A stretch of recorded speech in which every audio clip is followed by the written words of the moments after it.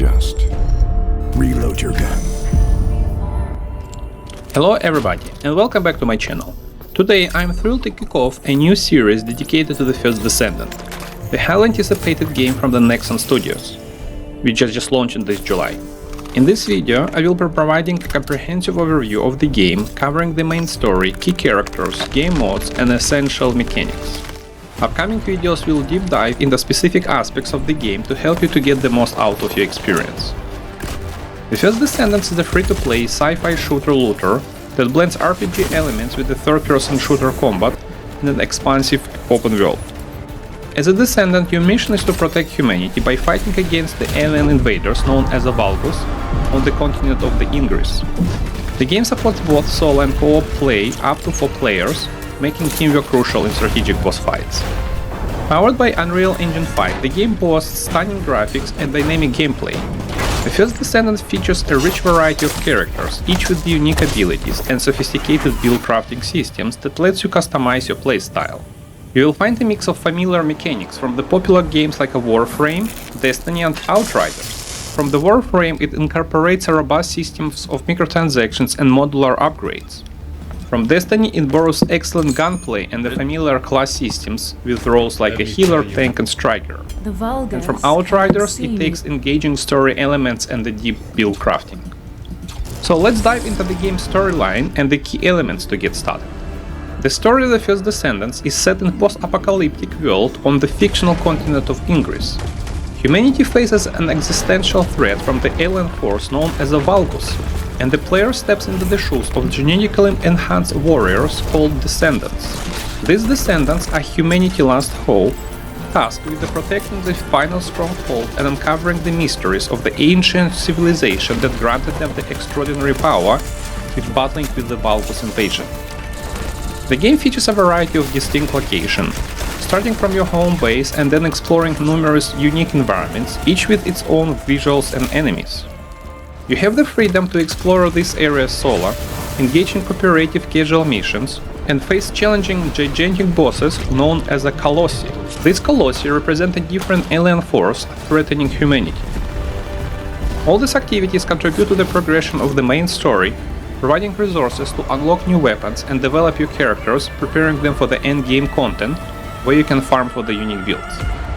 So that was a quick summary of the game plot and what to expect in the main storyline. Now let's dive into the characters.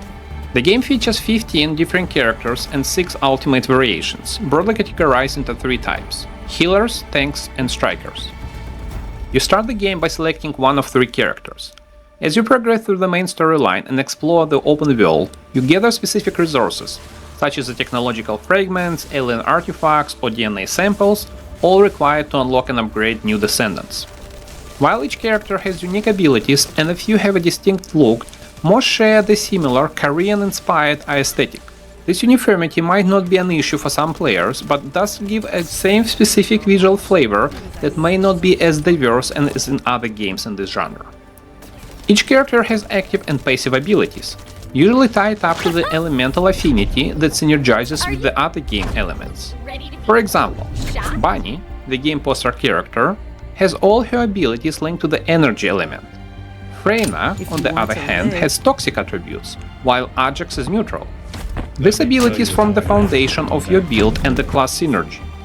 Characters are designed to complement each other, so a well-rounded team is essential for maximizing your abilities. One character might control the battlefield with the explosive AoE attacks, while another debuffs enemies with the ice-based attacks. Bunny, for example, excels at DPS by generating and unleashing electrical energy through constant movement, whereas Ajax, as a heavy tank, focuses on standing his ground with the protective abilities. Beyond the initial characters, additional ones must be constructed, requiring a significant grind for the specific materials. Alternatively, you can unlock some characters by purchasing materials from the in-game store, a practice that has stirred some controversy in the community. While this doesn't give players a comprehensive edge, it shortens the grind time, which some players feel undermines the game balance. Characters level up through XP, and increasing their levels unlock more customization options. Master ranks, also linked to XP, provide further opportunities for enhancing your characters. I would love to hear from you in the comment sections about who is your favorite character and why. From a weapons perspective, the First Descendants excel with a wide variety of options that mirror the archetypes found in the game like Destiny. The arsenal includes hand cannons, scout rifles, pulse rifles, grenade launchers, and even trace rifles, each providing a unique gunplay experience with a distinct feel and handling. The game approach to weapon modification and variation is one of the best in the genre. Each weapon drop comes with a random set of perks, allowing players to farm for the ideal sets of attributes that complements their playstyle.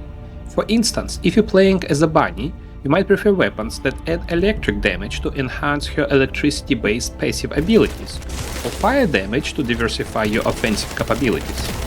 Experimentation is a key to find the best combinations, although the game doesn't provide extensive explanation in this area. I will cover these details in the upcoming videos. Weapon mods add another layer of customization. Once you find weapons you enjoy, you can enhance it with the mods to increase its lethality. Your character ranks and the mods you unlock through the game will help you to find the best options that synergize with your playstyle. It is essential to check weapons perk and how mods are aligned with them. The summary of all applied mods is displayed on the weapon screen, giving you the clear understanding of how your weapon is improved. You have 3 slots to save your mod's configuration, allowing for the quick changes depending on the activities you're engaging in. This flexibility is crucial for adapting different challenges and optimizing your loadout for various scenarios.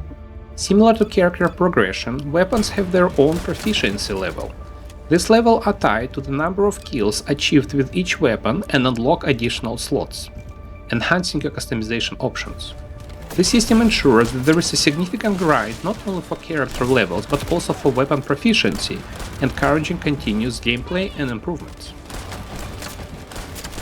What makes the First Descendant stands out from the other games is the extensive options for customizing your character with the different modules. In addition to the 15 characters with the unique abilities and the weapon modules, there are 3 more areas of customization: Descendant modules, reactors, and enhancements.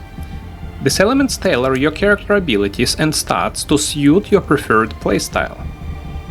Your character has 6 stats: attack, skill, defense, shields, and magic point, with base values that vary depending on your characters you play.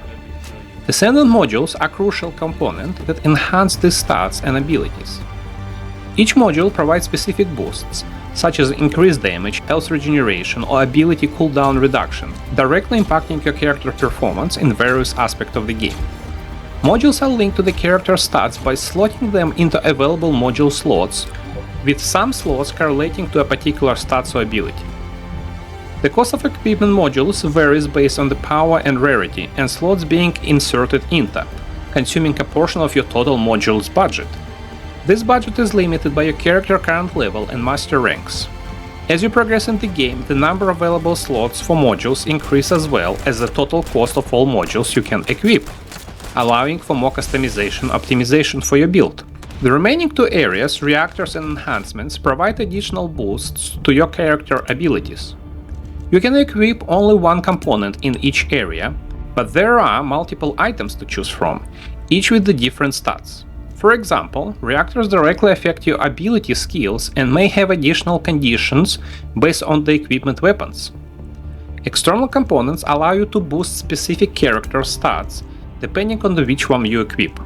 The options to customize your character for specific battles are vast. The way their customization are implemented, along with the abilities to save them and instantly change configuration, is among the best I have seen in this genre. Briefly about the consumables and farming materials. You have a wide array of materials that either drop in the game or are obtained by dismantling your mods and weapons. These materials are crucial for acquiring new items because most activities, such as upgrading your weapons or crafting new descendants, require them. Some materials are quite rare, and you will need to farm different missions to have chance of obtaining them.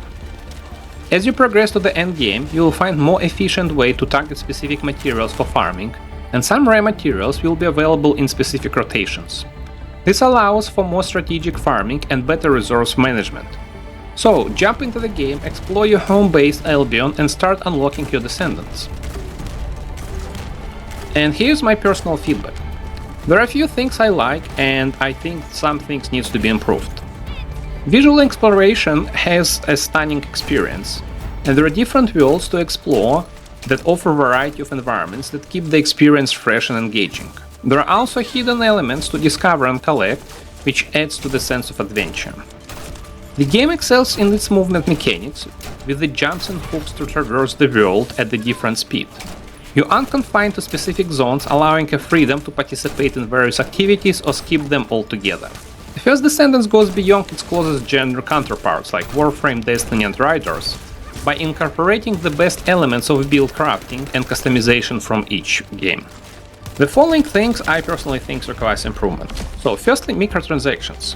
While they are optional, there are too many of them which can detract from the overall experience. The character design is a Korean-inspired character that feel bland and lack strong personality. There isn't much variety in their look and feel, and while like Ajax and Bunny, other characters seem too similar.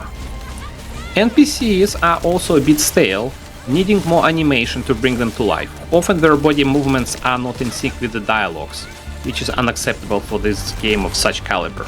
And some of the missions are not as engaging as in other games. They feel dry sometimes and artificial. Despite the dynamic environment, there's a sense of emptiness that can make the game world feel less immersive.